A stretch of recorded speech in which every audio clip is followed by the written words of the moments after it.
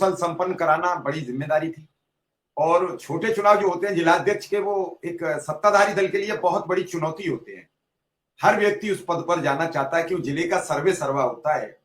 उसके अंदर अगर उस जिले के 5 विधायक हैं तो अंडर में होंगे, एक सांसद है तो अंडर में होगा, और जिस जनपद का प्रभार था वो मैनपुरी का तो पता है, दूसरे का नहीं पता है। जहां डिंपल यादव जैसी सांसद हो तो कौन जिलाध्यक्ष नहीं चाहेगा।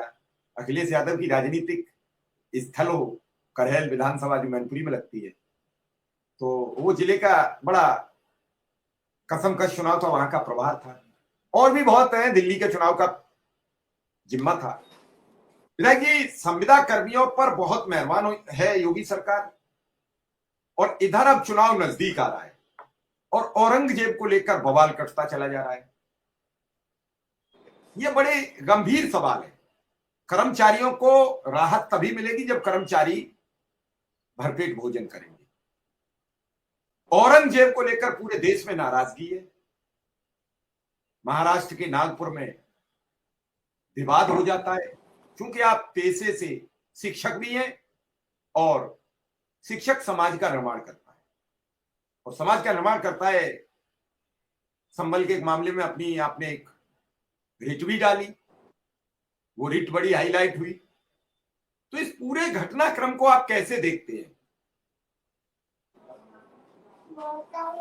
देखिए, पहले तो मैं जो आपने जहां से बात शुरू की वहीं से शुरू करता हूं मिश्रा जी, कि हमारी सरकार मोदी जी के उस सिद्धांत पे काम कर रही है जिसमें मोदी जी ने कहा सबका साथ, सबका विकास, सबका विश्वास, उस पर काम कर रही है।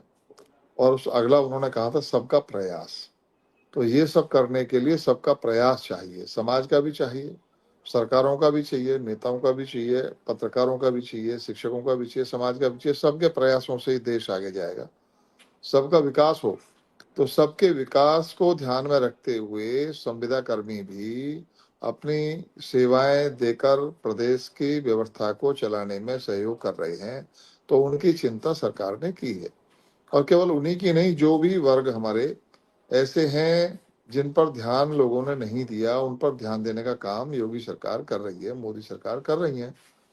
तो उसी के तहत ये शायद प्रदेश में पहला प्रदेश, हमारा पूरे देश में पहला प्रदेश होगा उत्तर प्रदेश, जितने संविदा कर्मियों को अंतर जनपदीय स्थानांतरण देने का तय किया।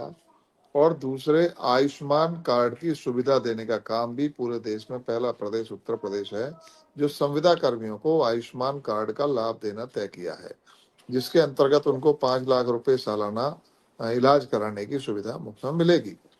तो कल मैं यहाँ ग्रेटर नोएडा में अपने बेसिक शिक्षा मंत्री माननीय संदीप सिंह जी आए थे। एक कार्यक्रम था, होंडा कंपनी ने एक प्राइमरी के विद्यालय को डेवलप किया है, बिल्डअप किया है, उसका लोकार्पण था। तो उसमें कार्यक्रम में भी मैंने अनुदेशकों की, शिक्षा मित्रों की, रसोइयों के मानदेय की वृद्धि की मांग रखी थी, और ये भी बात कही थी, उसका धन्यवाद भी दिया था कि आपके नेतृत्व में हमारे अधिकारियों ने ये तय किया, स्थानांतरण पॉलिसी तय हुई। तो उसके लिए हमारे माननीय योगी जी और माननीय हमारे शिक्षा मंत्री जी, आप दोनों का धन्यवाद भी हम ज्ञापित करते हैं। और साथ ही ये भी मांग हमने मंच से रखी कि हमारे अनुदेशक और शिक्षा मित्रों का मानदेय बढ़ाने का विषय भी थोड़ा जल्द निपटाने का काम करेंगे, उसमें आप सहयोग करें। हम भी अपना विषय रखेंगे ये माननीय मुख्यमंत्री जी के सामने। तो ये विषय मैंने उन्हें कल भी उनके सामने रखा था, सभा में रखा था। तो हम तो जिस काम को हाथ में ले लेते हैं तो समझ लेते हैं ये हमारा काम है।